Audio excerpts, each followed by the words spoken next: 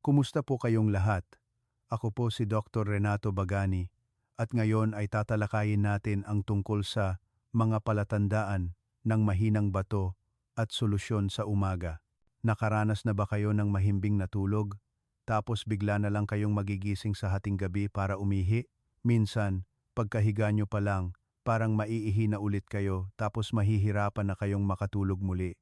Kinabukasan, pagod na pagod kayo at parang wala kayong lakas.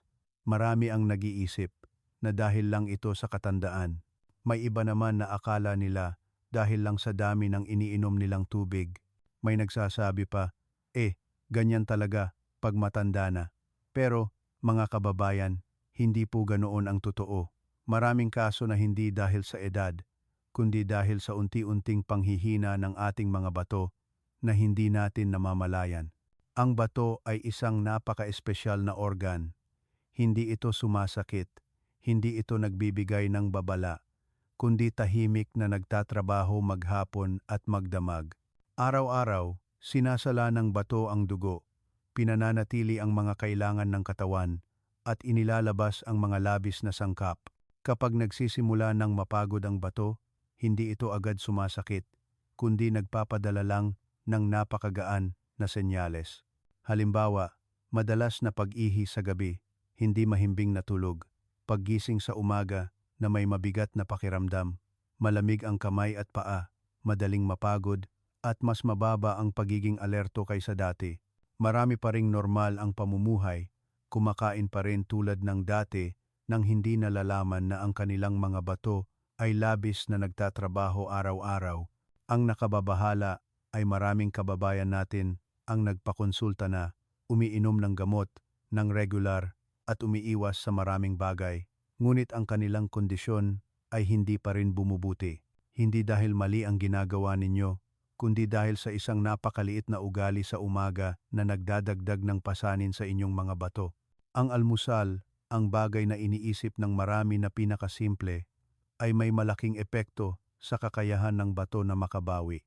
May mga kumakain ng almusal ng mabilisan, may mga pumipili ng pagkain na akala nila ay mabuti, ngunit sa totoo ay lalong nagpapapagod sa bato araw-araw. Samantala, sa simpleng pagbabago ng 3 almusal, marami ang nakaramdam ng malaking pagbabago.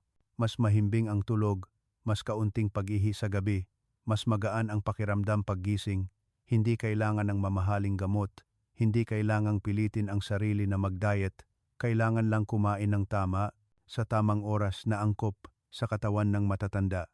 Sa video na ito, ibabahagi ko sa inyo ang 3 simpleng almusal, madaling ihanda sa bahay, na sumusuporta sa paggana ng bato at nagpapalakas ng katawan araw-araw.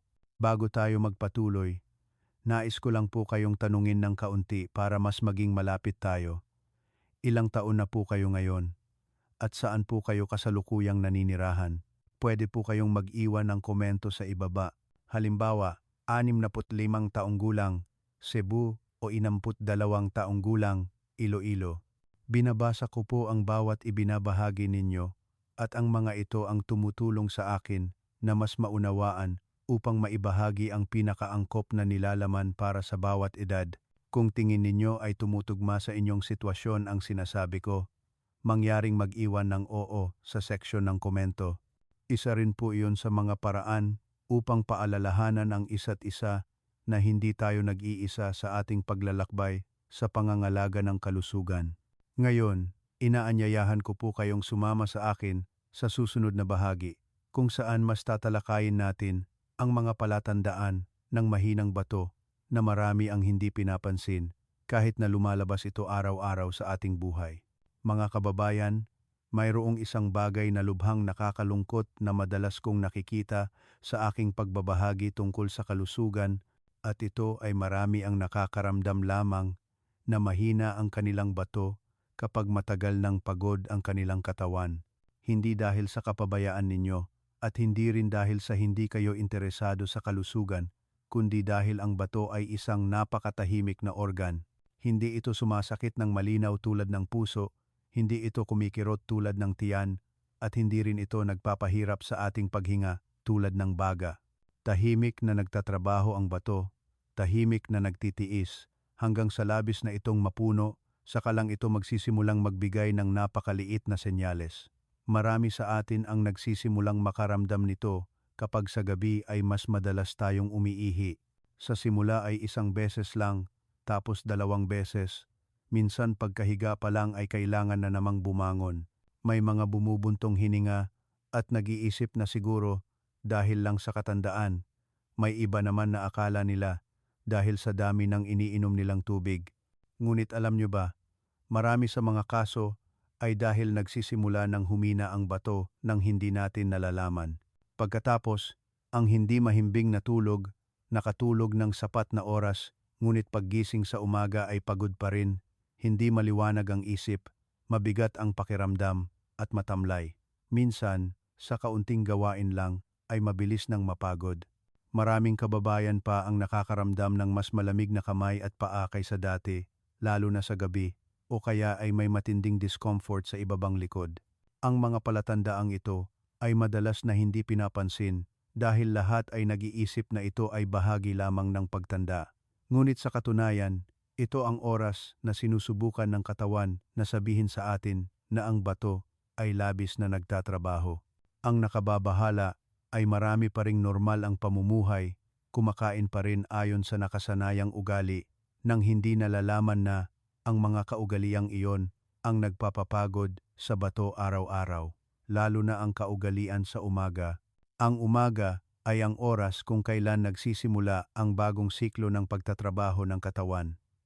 Pagkatapos ng mahabang gabi, kailangan ng bato ng magaan na suporta upang patuloy na magsala at balansehin ang katawan. Ngunit kung hindi angkop ang pagkain, ang bato ay kailangan pang magpasan ng karagdagang pasanin mula pa lang sa simula ng araw. Mayroong mga kumakain ng almusal ng mabilis. Mayroong mga kumakain lang para may makain. Mayroong mga pumipili ng mga pagkaing akala nila ay masustansya, ngunit sa katotohanan ay lalong nagpapapagod sa bato. At ang nakakalungkot, iilan lang ang nakakaramdam nito. Mga kababayan, hindi kailangan ng bato ng mga komplikadong bagay. Kailangan ng bato ng regularidad, gaan, at tamang oras. Sa kaunting pagbabago lamang sa umaga, ang katawan ay maaaring magsimulang makabawi ng paunti-unti. Marami ang nagbahagi na pagkatapos ng ilang panahon ng pagbabago ng ugali ay mas mahimbing silang natulog, mas kaunting paggising sa gabi, mas magaan ang pakiramdam paggising. Hindi dahil sa may milagro, kundi dahil ang katawan ay nasusuportahan ng tama. Bago ko ibahagi ang unang almusal, nais ko lang po kayong tanungin ng kaunti, parang isang masarap na pag-uusap lang. Nitong mga nakaraang araw, madalas po ba kayong nagigising para umihi sa gabi? Ilang beses po bawat gabi? Maaari po kayong mag-iwan ng isang maliit na numero sa seksyon ng komento, halimbawa, 1 beses, 2 beses, o higit pa. Binabasa ko po ang bawat ibinabahagi at nauunawaan ko na sa likod ng bawat numero ay isang tunay na kuwento ng kalusugan. Pagkatapos nito, ibabahagi ko sa inyo ang unang almusal, isang napakasimple, madaling gawin ngunit nakakatulong sa marami na makaramdam ng mas magaan, mas mahimbing na tulog pagkatapos ng maikling panahon ng paggamit. Pakinggan ninyo po. Almusal 1. Malabnaw na oatmeal na may kasamang malambot na sariwang prutas. Mga kababayan, ang unang almusal na nais kong ibahagi ngayon ay napakasimple. Napakasimple na maaaring iisipin ng marami na iyon lang, ngunit ang pagiging simple na iyon ang siyang pinakamahalaga sa ating mga bato. Ang almusal na ito ay hindi komplikado, hindi mahal, at hindi rin nangangailangan ng komplikadong pagluluto. Nakakatulong ito sa katawan na magising ng dahan-dahan, nakakatulong sa bato na gumana ng mas maayos pagkatapos ng mahabang gabi ng tuloy-tuloy na pagsala ng dugo. Ito ay malabnaw na oatmeal na may kasamang kaunting malambot na sariwang prutas tulad ng mansanas o ilang maliliit na berries. Tunog ordinaryo, ngunit huwag ninyo itong balewalain. Pagkatapos ng isang gabi ng pagtulog, ang katawan ay medyo tuyo, mas makapal ang dugo kaysa sa araw. Kung sa umaga ay kakain kayo ng mga pagkain na sobrang bigat, sobrang alat, o sobrang dami ng protina, ang bato ay labis na mahihirapan mula pa lang sa simula ng araw. Para itong isang taong kagigising lang na pinapasa na agad ng mabibigat, sa katagalan ay tiyak na mapapagod. Iba naman ang malabnaw na O8 meal. Ito ay magaan, mainit, madaling tunawin, nakakatulong sa digestive system na gumana ng maayos, hindi nagdudulot ng presyon. Kapag magaan ang digestive system, mas nakakahinga ng maluwag ang bato. Marami ang nagbahagi na pagkatapos ng ilang panahon ng pagkain nito sa umaga, mas gumaan ang pakiramdam ng kanilang tiyan, mas magaan ang kanilang katawan, at lalo na ay hindi na sila nakakaramdam ng kabigatan paggising. Ang mahalaga ay nakakatulong ang O8 meal sa katawan na dahan-dahang ilabas ang mga hindi kailangang sangkap sa halip na pilitin ang bato na labis na magtrabaho. Ito ay parang pagbubukas ng isang makinis na daan upang linisin ang katawan sa halip na pilitin.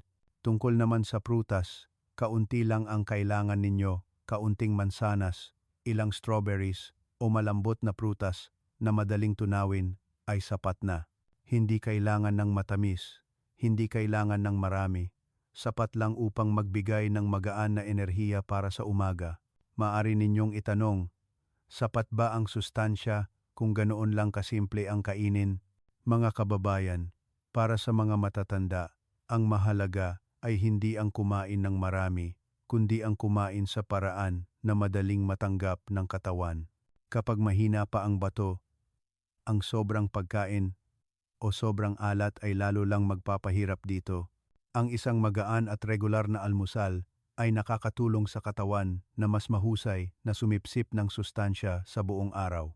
May isang napakahalagang bagay na nais kong idagdag dito, at iyon ay kapag kumakain ng almusal na ito, dahan-dahan kayong kumain, nguyain ng mabuti, at panatilihing relax ang inyong kalooban. Huwag kumain habang nag-aalala, huwag kumain habang masyadong nanonood ng cellphone. Dahil kapag tensyonado ang isip, humihigpit din ang katawan at mas magiging mahina ang pagsipsip ng sustansya. Maraming kababayan ang nagbahagi sa akin na sa loob lamang ng isang linggo ng pagbabago ng almusal sa ganitong paraan, mas gumaan ang kanilang pakiramdam habang natutulog, mas kaunting paggising sa hating gabi, at hindi na sila nakakaramdam ng kabigatan sa umaga tulad ng dati. Siyempre, hindi ito gamot at hindi rin ito milagro, ngunit ito ay isang napakagandang simula para sa katawan na muling ayusin ang sarili nitong biological rhythm.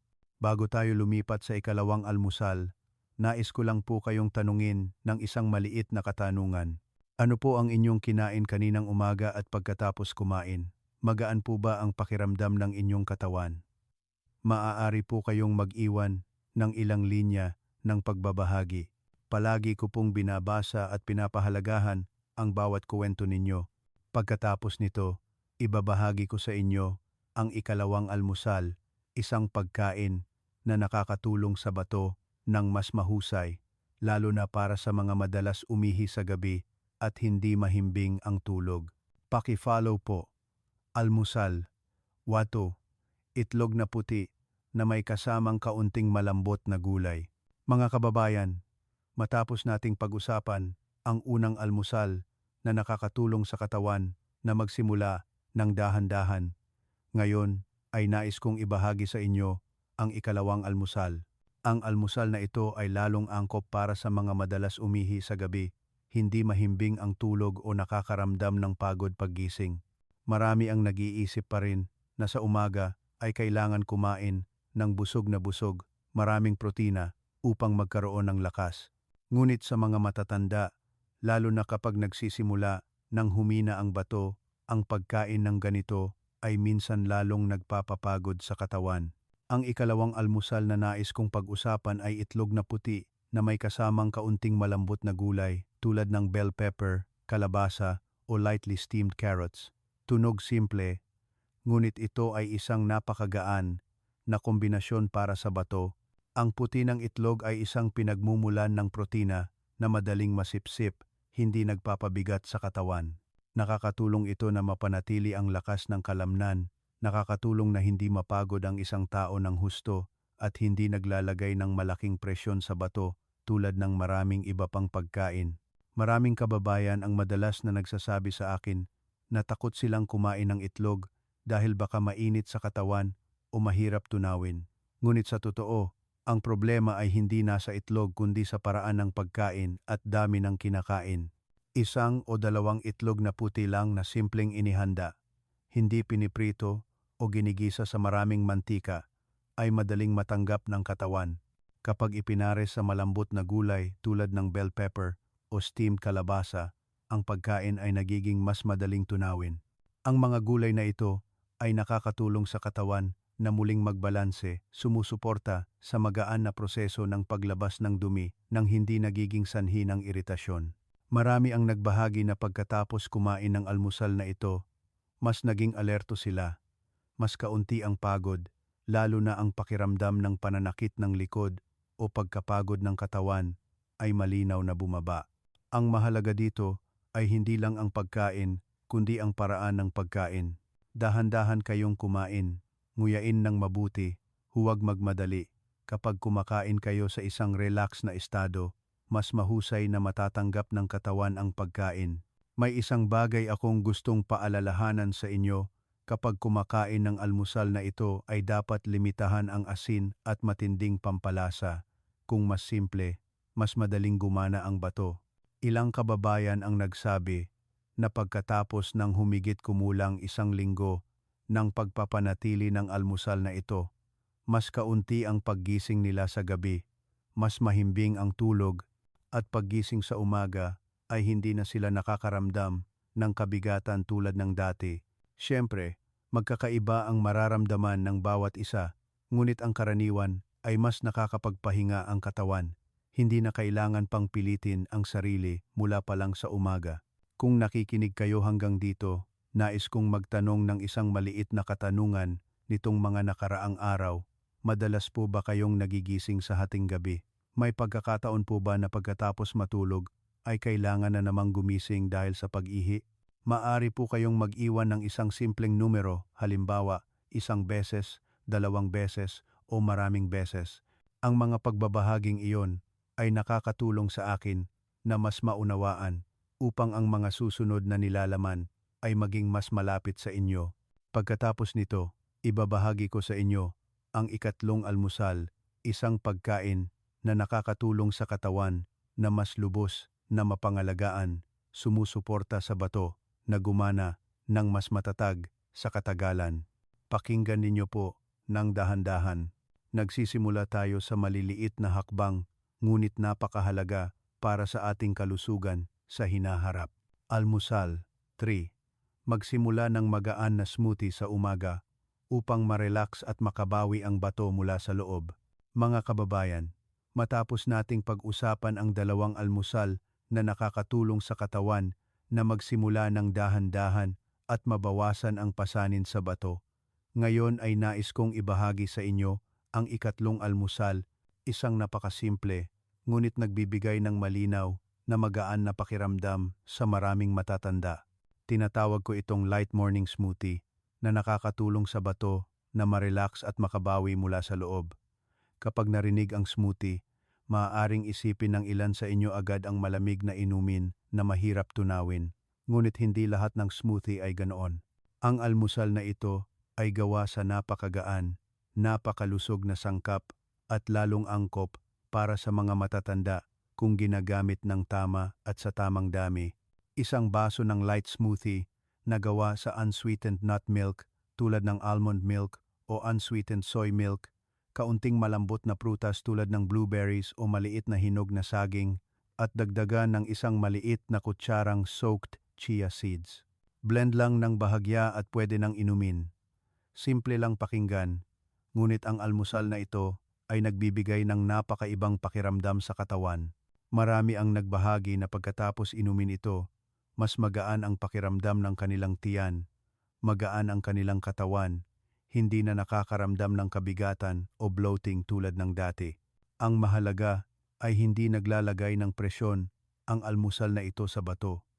Nakakatulong ito na mabigyan ng sustansya ang katawan ng dahan-dahan, hindi pinipilit ang katawan na labis na magproseso.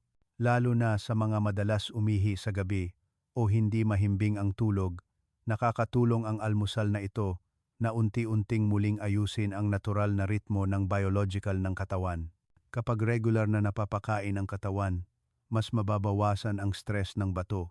May isang bagay akong gustong bigyang diin sa inyo, na hindi kailangan uminom ng marami, hindi kailangan ng makapal. Isang maliit na baso lang na inumin ng dahan-dahan sa bawat paghigop ay sapat na. Maaari ninyong inumin ito sa umaga, mga 20 hanggang 30 minuto pagkatapos magising. Sa oras na iyon, gising na ang katawan, handa nang tumanggap ang tiyan, at mas matatag na rin ang paggana ng bato. Maraming kababayan ang nagbahagi na pagkatapos ng 1 o 2 linggo ng pagpapanatili ng almusal na ito, mas gumaan ang kanilang pakiramdam, mas mahimbing ang tulog, at hindi na sila nakakaramdam ng pagod sa umaga tulad ng dati. Hindi ko sinasabi na ito ay milagro, ngunit kapag inaalagaan ng tama ang katawan, alam nito kung paano unti-unting ayusin at makabawi ang sarili. Isa pang napakahalagang bagay ay kapag ginagamit ang almusal na ito, ay dapat panatilihing relax ang inyong kalooban. Huwag magmadali, huwag masyadong mag-alala. Umupo lang ng tahimik, huminga ng malumanay, at bigyan ang katawan ng oras para tumanggap. Dahil minsan ang paggaling ay hindi nagmumula sa paggawa ng marami kundi sa paggawa ng tama at regular. Bago matapos ang bahaging ito, nais ko lang po kayong tanungin ng isang maliit na katanungan. Sa umaga, ano po ang mas gusto ninyong kainin? Tuyong pagkain o malambot na madaling lunukin? Maaari po kayong mag-iwan ng ilang salita sa section ng komento. Ang mga pagbabahaging iyon ay nakakatulong sa akin na mas maunawaan upang maibahagi ko pa ang mga nilalaman na mas malapit at angkop sa inyo.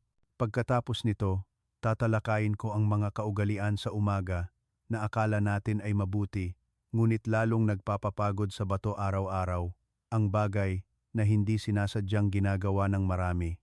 Pakinggan ninyo po ng dahan-dahan. Mga kababayan, matapos nating pag-usapan ang mga almusal na nakakatulong na maging mas magaan ang pakiramdam ng katawan, ngayon ay nais kong ibahagi sa inyo ang isang napakahalagang bagay, at iyon ay ang mga kaugalian sa umaga na tila hindi nakakapinsala ngunit tahimik na nagpapahina sa bato araw-araw. Ang nakakalungkot, marami sa atin ang gumagawa nito nang hindi nalalaman. Ang unang pagkakamali ay ang pagkain o pag-inom agad ng mga bagay na sobrang alat o sobrang bigat paggising. May mga kakagising pa lang ay umiinom na ng matapang na kape. May mga kumakain agad ng mga pagkain na maraming asin, maraming pampalasa.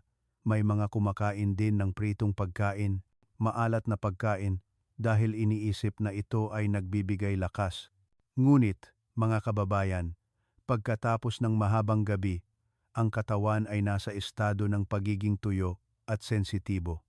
Sa oras na ito, kailangan ng bato na gisingin, ng dahan-dahan. Kung paggising pa lang ay pinapagawa na agad ng mabigat na trabaho ang bato, sa katagalan ay mabilis itong mapapagod at hihina. Ang ikalawang pagkakamali ay ang sobrang pagmamadali sa pagkain ng almusal.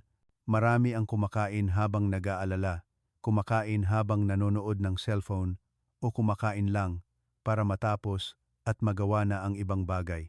Kapag hindi payapa ang isip, hindi rin makakasipsip ng maayos ang katawan. Sa oras na iyon, kahit gaano pa kaganda ang pagkain, hindi ito ganap na matatanggap ng katawan. Ang bato ay kailangan ding pilitin ang sarili na magproseso sa ilalim ng stress. Sa katagalan ay magdudulot ito ng pagkapagod.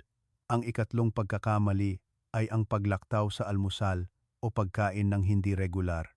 May araw na kumakain, may araw na nilalaktawan, may araw na maagang kumakain, may araw na tanghali na bago kumain. Nagdudulot ito ng kaguluhan sa biological clock ng katawan. Hindi alam ng bato kung kailan kailangan gumana, kailan kailangan magpahinga. Unti-unting bumababa rin ang function ng pagsala at pagbabalanse sa katawan. Ang susunod na pagkakamali na hindi napapansin ng marami ay ang pag-inom ng napakakaunting tubig sa umaga. May mga takot sa pag-ihi sa gabi, kaya nililimitahan ang pag-inom ng tubig mula umaga. Ngunit ang paggawa nito ay lalong nagpapapakapal sa dugo, lalong nagpapahirap sa bato na magsala ng dumi. Sa katunayan, ang pag-inom ng tamang dami ng tubig sa umaga ay nakakatulong sa bato na gumana ng mas maayos, hindi nakakasama tulad ng iniisip ng marami. Bukod dito, mayroon pang isang napakapangkaraniwang pagkakamali, at iyon ay ang pag-iisip na sapat na ang pag-inom ng gamot. Ang gamot ay may papel, ngunit kung hindi aayusin ang pang-araw-araw na pamumuhay, mahirap ding maging epektibo ang gamot. Ang katawan ay parang isang makina. Kung ipipilit lang itong tumakbo nang walang maintenance, sa kalaunan ay mapapagod din ito. Mga kababayan, ang nais kong bigyang diin dito ay hindi upang kayo ay mag-alala, kundi upang maunawaan ninyo na sa pagbabago lamang ng ilang maliliit na kaugalian sa umaga, ang katawan ay maaaring gumaan ng malaki. Hindi kailangang gawin ang lahat ng sabay-sabay, sapat na ang bawat araw ay mas mabuti ng kaunti. Bago tayo lumipat sa susunod na bahagi, nais ko po kayong tanungin ng isang napakataos na katanungan. Sa mga kaugalian na nabanggit ko, alin po ang madalas ninyong maranasan? Maaari po kayong mag-iwan ng ilang salita sa section ng komento. Binabasa ko po ang bawat linya at nauunawaan ko na bawat isa ay nagsisikap sa sarili nilang paraan. Pagkatapos nito, ibabahagi ko sa inyo ang isang simpleng pag-aayos ng umaga sa loob ng 7 araw na nakakatulong sa katawan na unti-unting umangkop ng walang pagod o presyon. Pakinggan ninyo po ng dahan-dahan. Mga kababayan, matapos nating pag-usapan ang 3 simpleng almusal at ang mga kaugaliang dapat iwasan, ngayon ay nais kong ibahagi sa inyo ang isang napakagaan na biting araw na ruta upang magkaroon ng oras ang katawan na umangkop nang walang presyon o pagkapagod. Huwag po kayong mag-alala, hindi ito isang komplikadong plano. Isa lang itong paraan ng muling pag-aayos ng araw-araw na ritmo ng pamumuhay sa umaga upang ang katawan, lalo na ang bato, ay mas makapagpahinga at makabawi ng mas mahusay.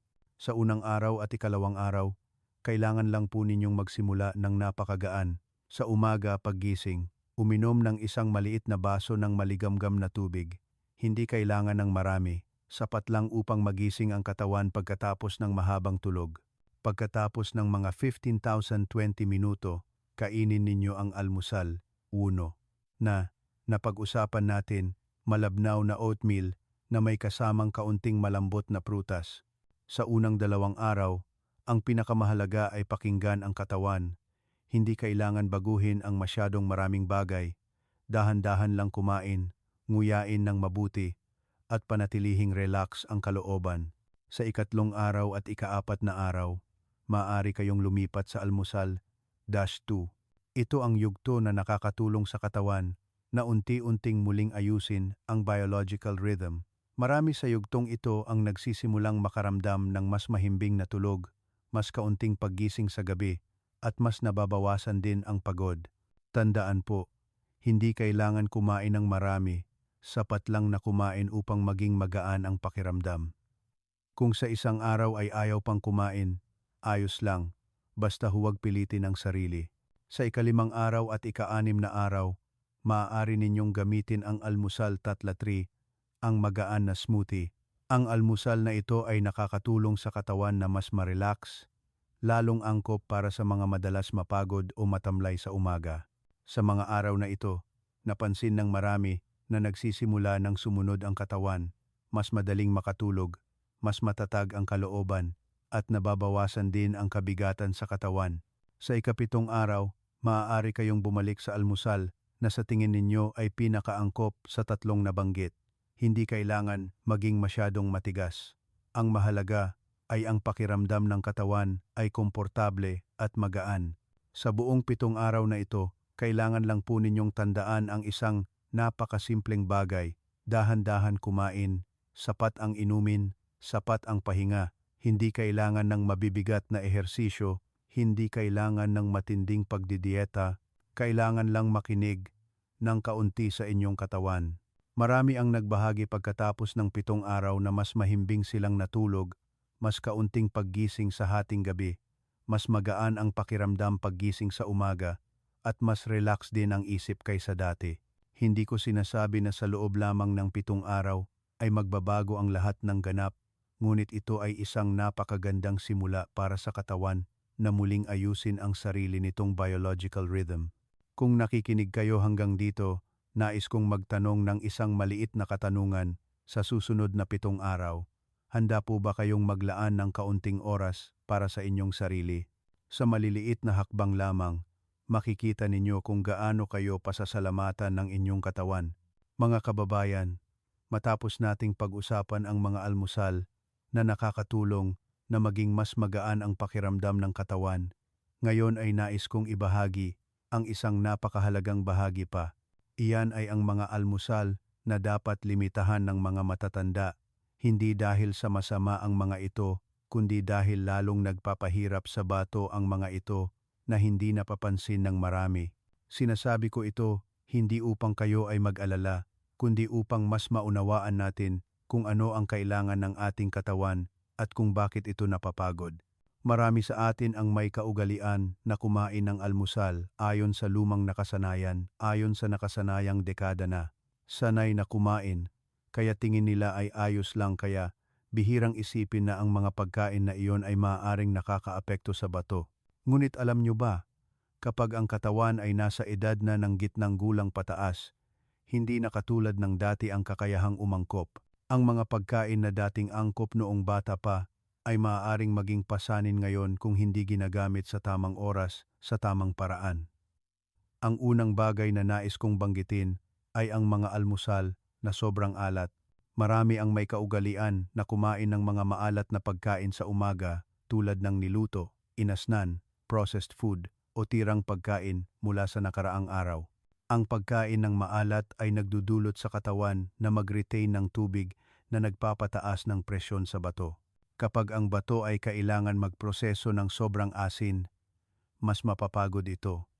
Madaling magdudulot ng mabigat na pakiramdam, bahagyang pamamaga, at mas madalas na pag-ihi sa gabi.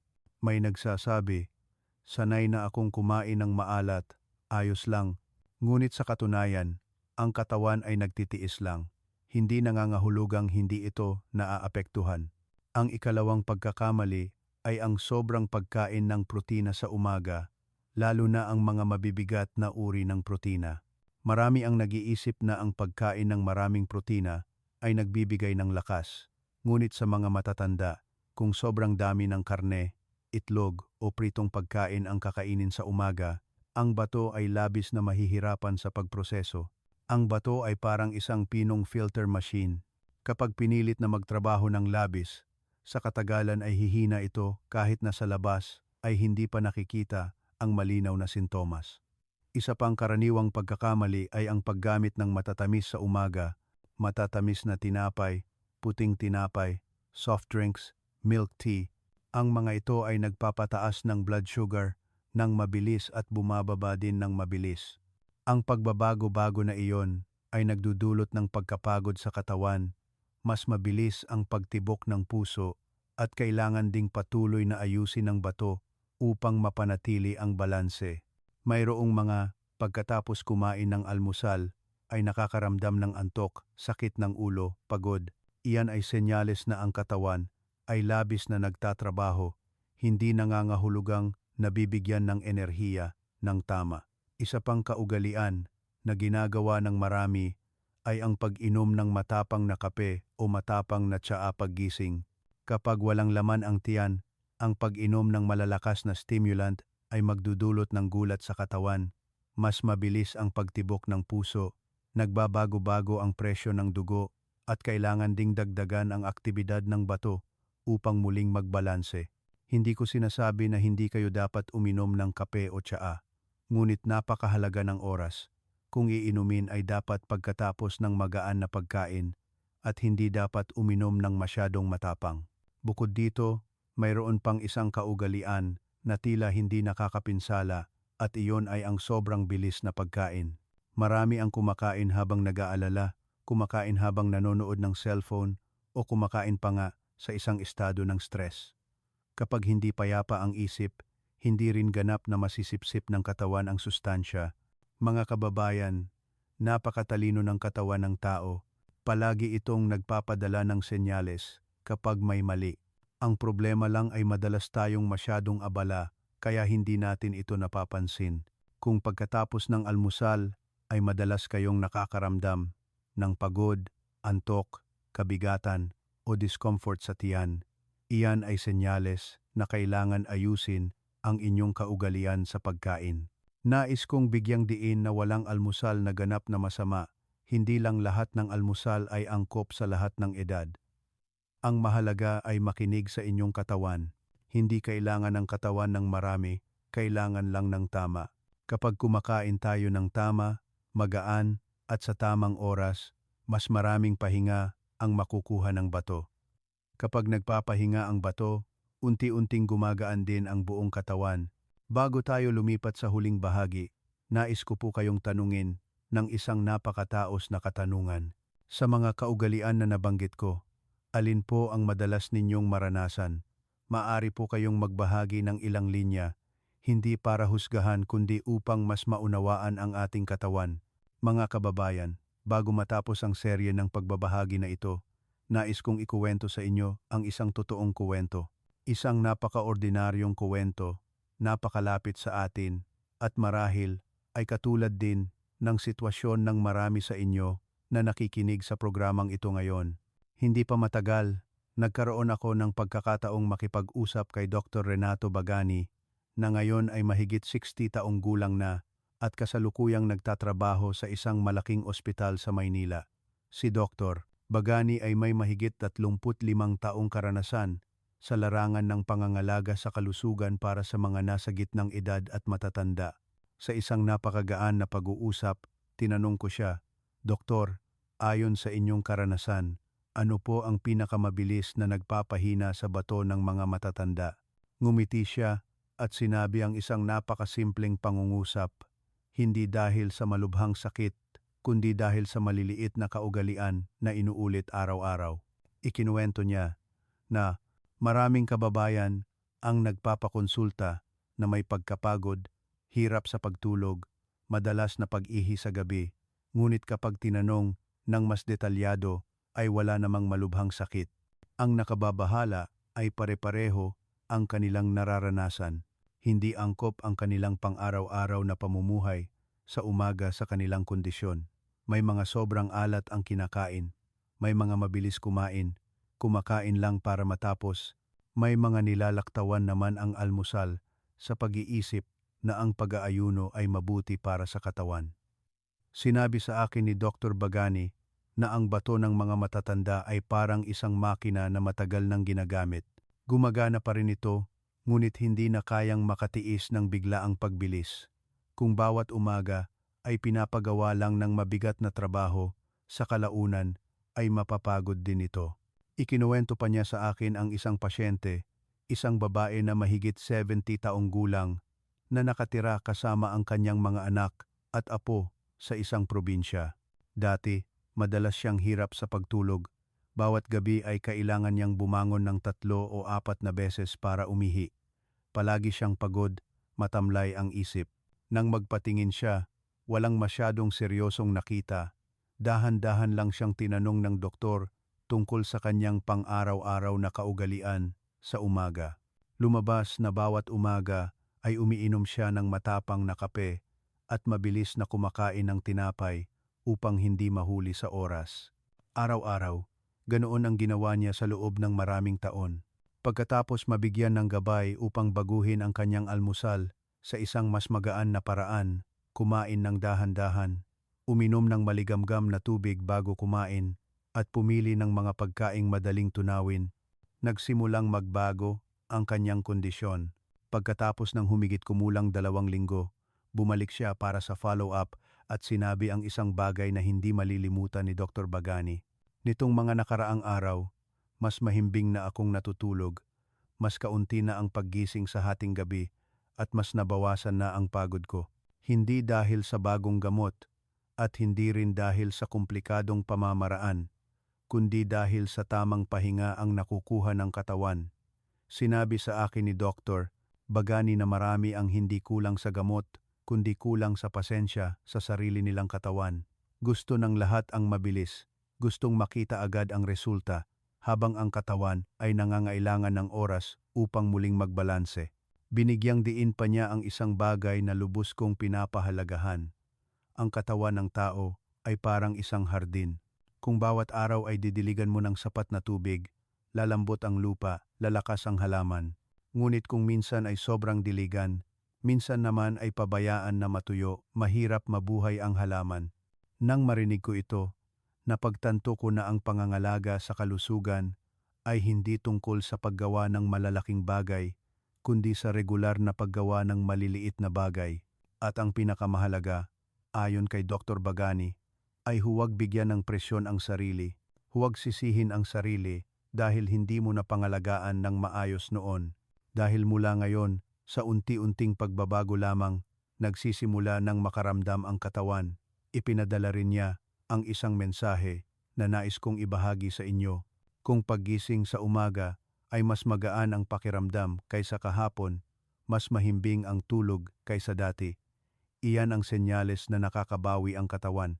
Hindi kailangan ikumpara sa iba, sapat na ikumpara sa sarili mong katawan kahapon. Mga kababayan, ang kalusugan ay hindi isang bagay na madaling madaliin. Kailangan ito ng pasensya, pakikinig, at kaunting pagmamahal para sa sarili. Kung nakikinig kayo hanggang dito, naniniwala ako na napaka-interesado ninyo sa inyong kalusugan at iyon pa lang ay isang napakahalagang simula na. Sa susunod na bahagi, ibibigay ko sa inyo ang huling mensahe upang matulungan kayo na mapanatili ang mga magagandang kaugalian na ito ng dahan-dahan at matagalan, nang walang presyon, nang walang pagod. Mga kababayan, sa oras na ito na magkasama nating dinaanan ang bawat bahagi, umaasa ako na hindi kayo nakaramdam ng pagod, kundi mas gumaan ang pakiramdam. Dahil mula sa simula hanggang ngayon, ang nais kong iparating ay hindi pag-aalala at hindi rin sakit. Ang nais ko ay upang maunawaan ninyo na ang pangangalaga sa kalusugan ay hindi isang bagay na napakalayo, kundi nagsisimula sa napakaliit, napakalapit na mga bagay sa pang-araw-araw na buhay. Marahil dati ay inisip ninyo na sa katandaan ay kailangan tanggapin ang pagkapagod, tanggapin ang pag-ihi sa gabi, tanggapin ang hindi mahimbing na tulog. Ngunit sa totoo, ang ating katawan ay laging may kakayahang ayusin ang sarili, kailangan lang tratuhin ng mas dahan-dahan. Hindi kailangang baguhin ang lahat ng sabay-sabay, hindi kailangang pilitin ang sarili na sumunod sa isang matigas na hulma. Kailangan lang bawat araw ay kaunti, mas dahan-dahan kumain, mas maagang matulog, mas bigyan ng pansin ang sarili mong katawan, at iyan ay napakahalaga na. Naniniwala ako na kapag mas nakinig kayo sa inyong katawan, magsisimula kayong makakita ng napakaliit ngunit napakahalagang pagbabago. Maaaring ito ay mas mahimbing na tulog, maaaring ito ay isang paggising sa umaga na wala ng pakiramdam ng pagod tulad ng dati, maaaring ito ay mas magaan ang isip, mas magaan ang pakiramdam, at ang mga maliliit na bagay na iyon ang siyang senyales na nakakabawi ang katawan sa sarili nitong paraan. Mga kababayan, alam kong hindi lahat ay may pagkakataon na mapangalagaan ng ganap ang kalusugan, ngunit naniniwala ako na lahat ay karapat-dapat na mamuhay ng payapa, magaan, at mas kaunti ang pag-aalala. Kung ngayon ay nakikinig kayo hanggang dito, mangyaring ituring ito bilang isang malumanay na paalala para sa inyong sarili. Nagsikap na ng husto ang ating katawan. Bigyan natin ito ng kaunting oras. Tratuhin natin ito ng may pasensya at kabaitan. Bago matapos, nais kong ipadala sa inyo ang isang maliit na mensahe mula sa kaibuturan ng aking puso. Kung ang mga pagbabahagi ngayon ay nagbigay sa inyo ng kahit kaunting kapayapaan, kaunting bagong kaalaman, mangyaring manatili kayo sa akin ng mas matagal pa. Maari po kayong mag-subscribe sa channel upang sa bawat bagong video ay magkasama tayong muli, mag-usap at magbahagi ng mga magagaan na bagay tungkol sa kalusugan at buhay. Kung nakita ninyong kapaki-pakinabang ang nilalaman na ito, mangyaring ibahagi ito sa inyong mga mahal sa buhay, sa mga kaibigan lalo na sa mga nasa gitnang edad, upang sila rin ay magkaroon ng kaunting kaalaman at mas maging panatag bawat araw. At kung nais ninyo, mangyaring mag-iwan ng isang maliit na mensahe sa ibaba, maaaring simpleng pasasalamat o nagsisikap akong mamuhay ng mas malusog araw-araw. Palagi ko pong binabasa at pinapahalagahan ang bawat pagbabahagi ninyo. Salamat po sa paglalaan ng oras upang makinig hanggang ngayon. Naway lagi kayong magkaroon ng maraming kalusugan, maraming kapayapaan, at bawat araw na lumipas ay mas magaan ng kaunti.